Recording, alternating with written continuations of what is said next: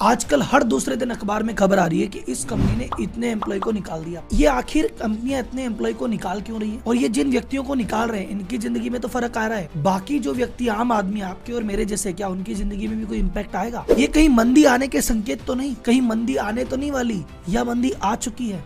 और अगर मंदी आएगी, क्या सिर्फ यूएस और यूरोप में आके रह जाएगी, या भारत में भी इसका प्रभाव होगा? और अगर भारत में मंदी आने वाली है तो कब आएगी, कैसे आपको इम्पैक्ट करेगी और हम कैसे बचे? ये सवाल अगर आपके दिमाग में घूम रहे हैं तो ये वीडियो उसका जवाब है। कोई भारी ज्ञान नहीं, आम आदमी के लिए आम भाषा में बिजनेस और फाइनेंस वर्ल्ड से इंफॉर्मेशन एंटरटेनमेंट के साथ। तो बिना समय वेस्ट किए करते हैं इंफोटेनमेंट की शुरुआत।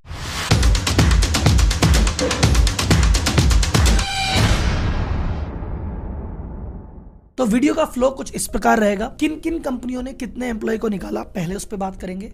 फिर बात करेंगे मंदी होती क्या है, फिर ये आती कैसे है, और ये जब आती है तो इसका इम्पैक्ट क्या होता है, और हम इससे कैसे बचेंगे, हमें क्या सावधानी रखनी है। 2022 एम्प्लॉय फायरिंग का साल रहा। इस समय बहुत सारे एम्प्लॉय को नौकरी से निकाला गया। एक रिपोर्ट के अनुसार 50 से ज्यादा कंपनियों ने 90,000 से ज्यादा एम्प्लॉय को फायर कर दिया। अभी जो लेटेस्ट डेटा अगर अपन देखेंगे 2023 में, अभी फरवरी में बैठे हैं, सारा डेटा को मिला लें तो 1 लाख से ज्यादा फायरिंग तो सिर्फ टेक एम्प्लॉयज की हुई है। यानी 3300 व्यक्ति प्रतिदिन फायर किए गए हैं।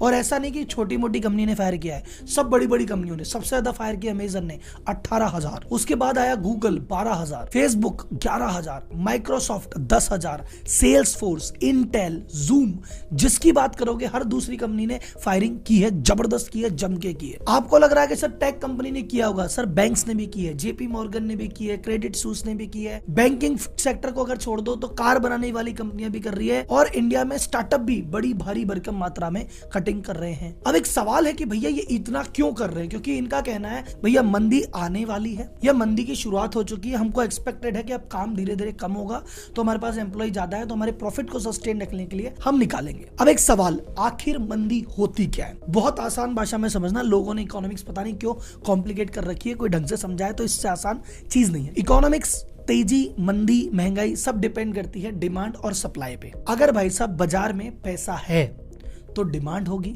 और अगर डिमांड है और उसके बराबर सप्लाई है तो सब कुछ मार्केट में ठीक है, सब चंगासी, कोई टेंशन नहीं है। लेकिन अगर बाजार में जरूरत से ज्यादा पैसा आ जाएगा तो डिमांड ज्यादा उठ जाएगी, और उतनी सप्लाई बढ़ नहीं पाती है तो उसको कहते हैं महंगाई। और अगर इसका उल्टा हो जाए कि बाजार में पैसा ही चला जाए, डिमांड ही ना रहे, फिर आती है मंदी। एक और इंटरेस्टिंग चीज, ये जो तेजी और मंदी, या महंगाई और मंदी, ये जोड़े में आती है।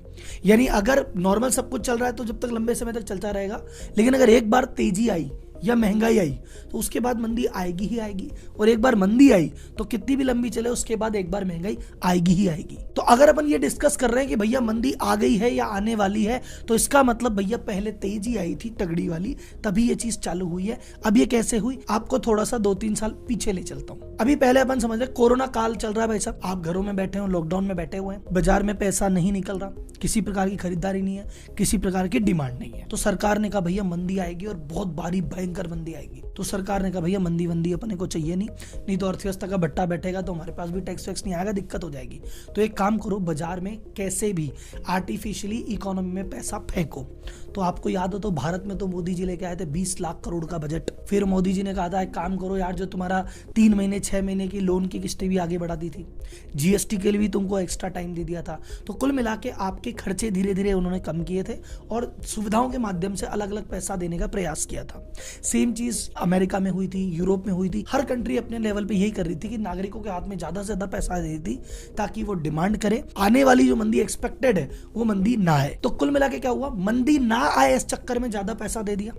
अब पैसा दे दिया, अब लॉकडाउन खुला, लोग बाजार में आए, पैसा था तो भैया डिमांड बढ़ी। अब डिमांड बढ़ी पर सप्लाई नहीं बढ़ी, क्योंकि भाई सब चाइना में तो लगा हुआ था, फिर भी लॉकडाउन बाद में भी, तो चाइना से बहुत सारा वर्ल्ड, यूएस भी डिपेंडेंट है, यूरोप भी डिपेंडेंट है, हम भी डिपेंडेंट है, तो बहुत सारे माल बन ही नहीं पा रहे थे या लेट बन रहे थे, सप्लाई थी। उधर यूक्रेन वाला वॉर हो गया, तो यूक्रेन रशिया के वॉर में उधर से आना था अनाज, तो भाई साहब इधर वो नहीं आ पा रहा था। सप्लाई कम है और डिमांड बहुत ज्यादा है, तो क्या होगी, महंगाई बढ़ गई। सरकार को पता था महंगाई आएगी ही आएगी, और सरकार तैयार थी कि कोई बात नहीं यार, चाहे एक बार महंगाई आ जाए, लेकिन भाई साहब ये वाला कांड नहीं होना चाहिए मंदी वाला। इधर तो डिमांड बढ़ गई और इधर भाई साहब सप्लाई घट गई। और एक चीज और खतरनाक, वो जो अमेरिका सैंक्शन लगा रहा था रशिया पे, तो रशिया ने यूरोप की गैस और बंद कर दी कि भैया तुम्हें गैस वैस नहीं देंगे। तो उधर भाई साहब अगर जब गैस की कमी हो गई तो हर चीज महंगी हो गई, वहां इलेक्ट्रिसिटी महंगी हो गई, वहां रहना खाना पीना सब महंगा हो गया। दूसरा, जब ऑयल के प्राइस की कमी हुई तो ऑयल के चक्कर में भाई साहब बाकी सब जगह बाकी चीजों की भी दाम बढ़ गए। तो जैसे तैसे ये महंगाई का दौर आया और ये सरकार को पता चल गया भैया मंदी की संभावना तो नहीं है, तेजी है, बढ़िया है, लेकिन अब क्या है भैया तेजी को भी तो कंट्रोल करना है। तो सरकार के हाथ में एक बहुत पावरफुल टूल होता है, सब सरकारों के हाथ में है। अपन इंडिया सरकार के एग्जांपल से समझते हैं। एक वर्ड आपने सुना होगा, सरकार रेपो रेट बढ़ा दी, रेपो रेट बढ़ा दी। रेपो रेट क्या होता है? रेपो रेट सरकार का टूल है जिसके माध्यम से वो बाजार में या तो पैसा डालती है या बाजार से पैसा खींच लेती है। तो जब उसे लगता है कि यार मंदी है तो पैसा डालती है और ताकि बाजार में भाई सब तेजी बने, और जब लगता है ज्यादा ही तेजी आ गई तो पैसा खींच लेती है ताकि वो बैलेंस में आ जाए। तो रेपो रेट का मतलब वो रेट होती है जिस रेट से आरबीआई बैंक को कर्जा देती है, और वही बैंक उसी पे 2-4% अपना जोड़ के वो आप लोगों को कर्जा देती है। ये रेट जब कोरोना का टाइम था 4% थी, यानी आरबीआई 4% पे देती थी बैंक को, बैंक देती थी आपको। फिर बाद में आरबीआई ने कहा कि थोड़ा सा बाजार के पैसे खींचने हैं, तो आरबीआई ने 40 पैसा बढ़ाया, 4.40 किया। फिर उसके बाद 50 पैसे और बढ़ाए, 4.90 किया। 7 महीने पहले एग्जैक्ट एक काम हुआ था, और 7 महीने पहले मैंने एक वीडियो और बनाई थी जिसमें मैंने बताया था कि भैया ये रेपो रेट 4 से 4.90 आ गई है, अब ये बढ़ के 6, 6.5 भी जाएगी और ये मंदी आएगी। ये 7 महीने पहले का वीडियो, जाके आप अभी जाके देख के आओ।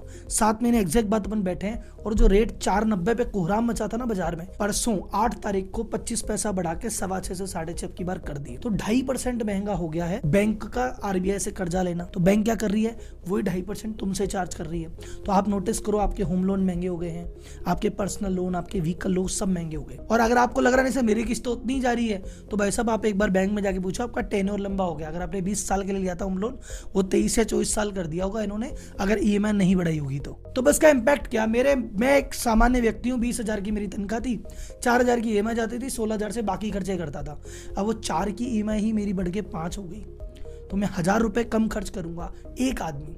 तो ऐसा कितने आदमियों के साथ हो गया? जितने होम लोन है सब जोड़ लो, कार लोन जोड़ लो, पर्सनल लोन जोड़ लो, बिजनेस लोन जोड़ लो, तो एकदम से इतना पैसा जो कि खर्चे में जाता बाजार में, वो सब बैंकों के पास जाने लग गया।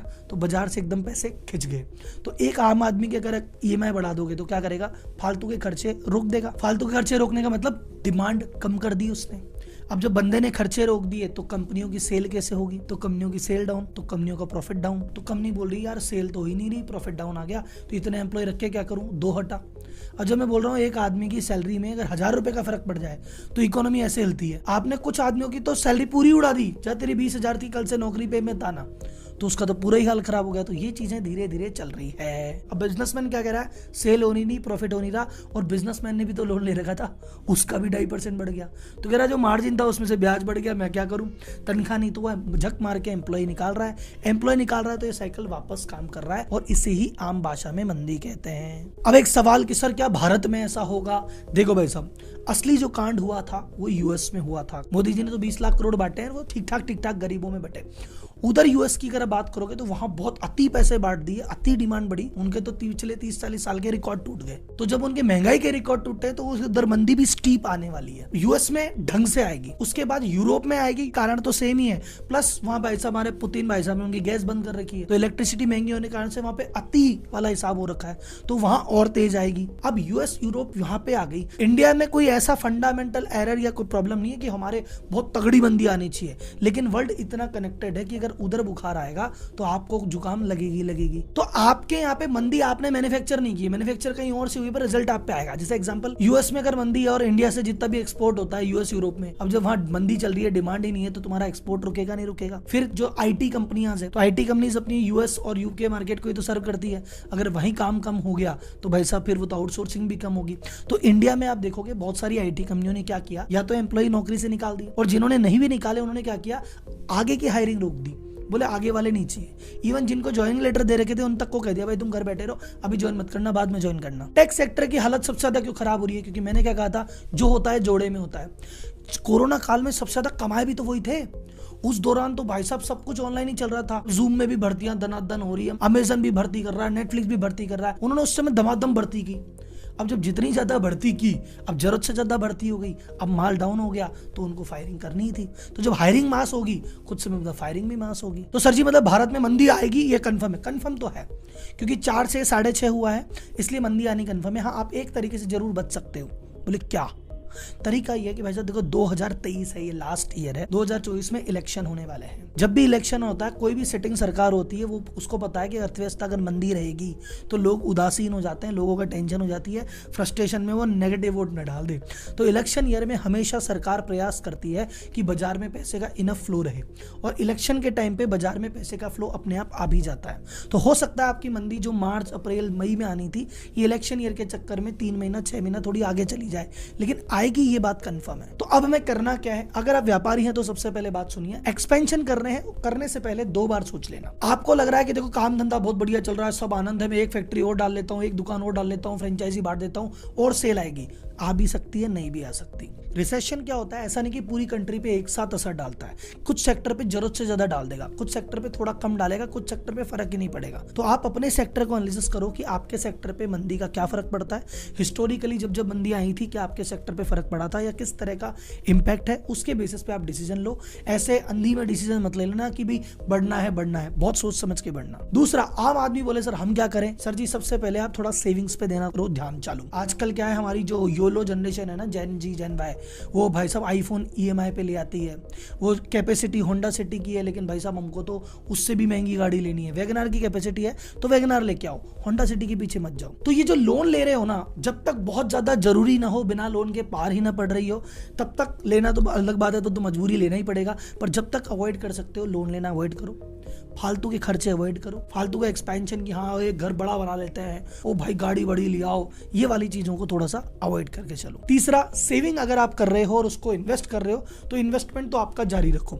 आप सोचो मार्केट मंदा है, मैं पैसे बचा लो, नहीं सर, मार्केट मंदा है, अगर शेयर मार्केट टूटेगा तो आपको जो चीजें महंगी मिलती थी वैसे सस्ती मिलेगी, और इस मंदी के बाद से जब वापस तेजी आएगी तब आपको शेयर मार्केट में अच्छा फायदा हो सकता है। तो अपना जो इन्वेस्टमेंट है ना, उस इन्वेस्टमेंट को रोकना मत। तो ये तो मेरे कुछ थे सजेशन। आपके और भी कुछ सवाल हो तो कमेंट बॉक्स में पूछना, जितने पढ़ सकता हूँ, जितने का जवाब दे सकता हूँ जरूर दूंगा। कोई सवाल ऐसा होगा जिस पे लंबा वीडियो बनाना है तो जरूर बनाऊंगा। ठीक, तो ये वीडियो कैसी लगी मुझे कमेंट बॉक्स में जरूर बताना। अगर मेरी ये वीडियो अच्छी लगे तो चैनल को सब्सक्राइब मत करना, इसके अलावा जाके 10 वीडियो और देखना। आपको लगे हाँ यार पूरे चैनल मेरे मतलब का है तो सब्सक्राइब करना, एक वीडियो के बेसिस पे मत करना। ठीक है, तो अगली वीडियो में मिलेंगे और इस वीडियो में करेंगे टाटा ग्रुप का बिजनेस एम्पायर डिस्कस करेंगे। तो तब तक के लिए चलते हैं, धन्यवाद, जय हिंद।